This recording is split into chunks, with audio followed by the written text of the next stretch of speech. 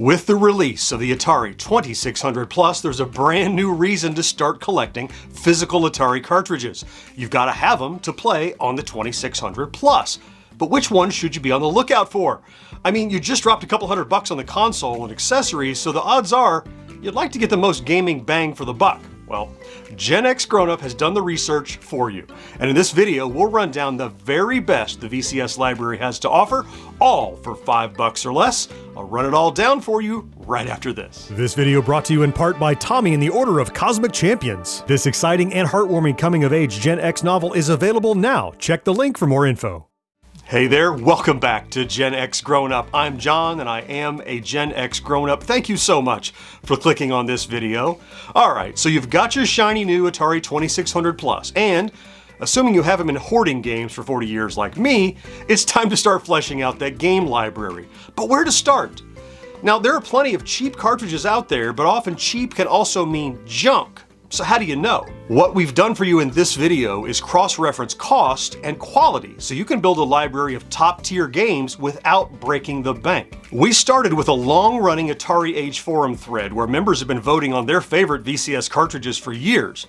And then we cross-referenced that data with current loose cartridge value of all those same games over on pricecharting.com. Links to all those sources are down in the video description. Then we took all that raw data and plugged it into a spreadsheet and started crunching the numbers. Once that was complete and the smoke had cleared, we arrived at the following list of 10 Atari 2600 cartridges that you can pick up as of the time of producing this video for $5 or less. Let's get started with number 10, Defender. Released by Atari in 1982, Defender is a port of the Williams arcade game of the same name. Aliens have invaded your planet and their ultimate goal is to abduct humans from the city. As the planet's lone defender, it's up to you to protect the human race from alien abduction and probably some kind of probing? Despite the many differences, this Atari port of Defender is a great game in its own right. The fast pace of the original is somewhat muted, but the fun remains. Most notable in this version is how, on a console with a one-button controller, so many functions are intact. Up, down, reverse, and thrust are handled with the joystick, and you can hyperspace by hugging the top of the screen and mashing the fire button, and a smart bomb is accomplished by ducking down below the skyline and hitting fire. While perhaps not a perfect solution, I can't think of a better one, and all this can be yours for just $2.99. Up next at number 9 is Jungle Hunt. Another arcade port here. Jungle Hunt is one of those titles that stunned with its quality for a VCS game. Not only are the graphics and sound impressively close to the original, something few Atari ports accomplished, but it didn't skimp on the variety of Jungle Hunt either. All the levels are here, including the vines, swimming with gators, leaping boulders, and even that final showdown to rescue the damsel in distress. Plus, it was so widely available you could pick up a copy for just over $3. Now, what would have been next on our list at number 8 is Combat, the legendary VCS launch title where you and a friend go head-to-head in tanks or biplanes or jets. I'm going to skip it because if you're building a library for your 2600 Plus, you already have Combat on your pack-in multi-cart that's included with the console. And while an original cart can be yours for as little as $1.75, let's save that money to get more new games. So the actual number 8 on my list is an oldie but a goodie from 1980, Circus Atari. This is a variation on the Breakout model, but requires a lot more finesse and skill. Using your paddle controller, you maneuver your little teeter-totter so that the high side is in place to catch the flying clown and rocket the other clown skyward to pop balloons. Your trigger button flips the orientation of the seesaw, and the closer to the end you hit, the higher you launch your stick figure into the air. It has something to do with fulcrums and leverage and physics, or anyway, I was never very good at this, but it didn't stop me from coming back to it time and again, and this one can be in your collection for about $4. Speaking of Breakout inspired, at number 7 we have Super Breakout. This is a port of the arcade game of the same name, which itself is an evolution of the original Breakout. More options, more bricks, more paddles, and more balls. What's not to like? If you enjoyed the original Breakout at all, Super is the first effort at Breakout Recharged, but done all the way back in 1981. And talk about cheap, this one can be yours for $2.89. Up next at number 6 is the first cartridge on our list not published by Atari, and it's a Magic's Cosmic Arc. I have covered Cosmic Arc here on the channel before when I talked about the fact that it is actually a sequel to another Magic favorite, Atlantis. But rather than more of the same, this sequel features an all-new goal. Navigate treacherous asteroid fields on your way to doomed planets and rescue a pair of creatures from certain destruction. The combo of twitchy asteroid blasting and strategic planet-side alien collecting makes this a solid play still today, and a loose cart will set you back only $4.73.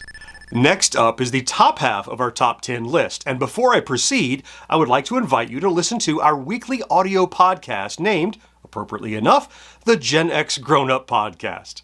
Every week I sit down with my buddies Mo and George to discuss not only current games, tech, toys, media, and pop culture, but we also take deep dives into nostalgic Gen X topics.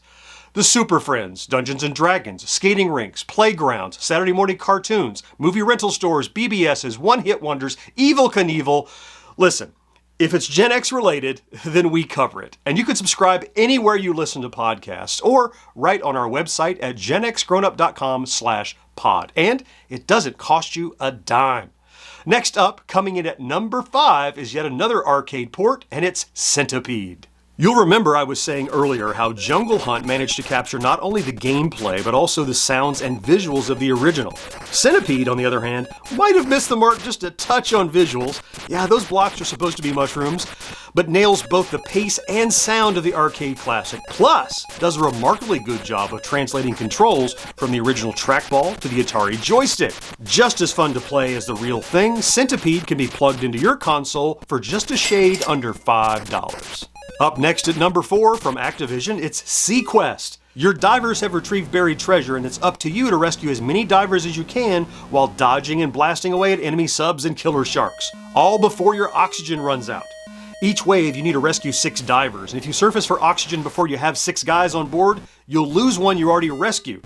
And if you surface with no divers, you lose a sub. Once you have your 6 divers, surface to collect your bonus, then submerge again with rougher seas and faster enemies in a quest for a high score. I originally gave SeaQuest a C on my Activision ranking tier, and many viewers gave me what for. I can tell you I've now spent way more time with it and can better appreciate what SeaQuest has to offer. And this one can be yours for just $4.50. Coming in at number 3 on our budget list is a battle on the ice planet Krybor. Did you know Demon Attack took place on a planet named Krybor? The things you learn reading the manual, I tell you. Anyway, Demon Attack is one of the most widely loved fixed shooters for the VCS, so it's no surprise that it makes our list, or that it places so high. What did surprise me is that you can get a copy for your 2600 plus for only about $4.50. Up next is arguably the most technically accurate arcade port to hit the VCS during its initial run, and that's Berserk. Make your way through an endless maze blasting wave after wave of increasingly more aggressive robots. But don't hang around too long or Evil Otto will come bouncing in and stomp you into pulp. Yes, I know there's an enhanced version being released along with the 2600 plus, but that's $30. The original? This one can be yours for just $4.77. That brings us to our number 1 sub $5 cartridge. But first we have another combat situation. Right here at the top of our list is another game already included on the 2600 Plus's multi-cart, and it's Missile Command. Like Centipede, Missile Command does a fantastic job of redesigning the arcade control scheme from trackball to joystick and makes intercepting intercontinental ballistic missiles to protect your cities just as fun at home as it was in the arcade. Plus, a loose cartridge will only set you back about $4.58. So, what is the number 1? You may have already guessed. It's the arcade translation that Taito does not want you to play. It's Space Invaders. Later in the life of the 2600, Space Invaders replaced combat as the pack-in game and helped propel the 2600's popularity and adoption in homes around the world. I still remember first getting my own copy, and I don't think I left the house for 3 days. This version of SI takes some pretty big liberties with the original, but many people, including myself, would say that the 2600 port is superior in many ways to the arcade game that inspired it. So many fun options, including competitive and cooperative multiplayer, moving shields, zigzagging bombs, invisible invaders. It's all here, and it's all great. Best of all, this one squeaks just under the wire at $4.99 to take the top spot on our list. Now you may have noticed there were no 7800 cartridges on my list, although the 2600 Plus can play them. Well, there are very few of those you can get for under $5, and those that are wouldn't have been on the top 10 of popularity.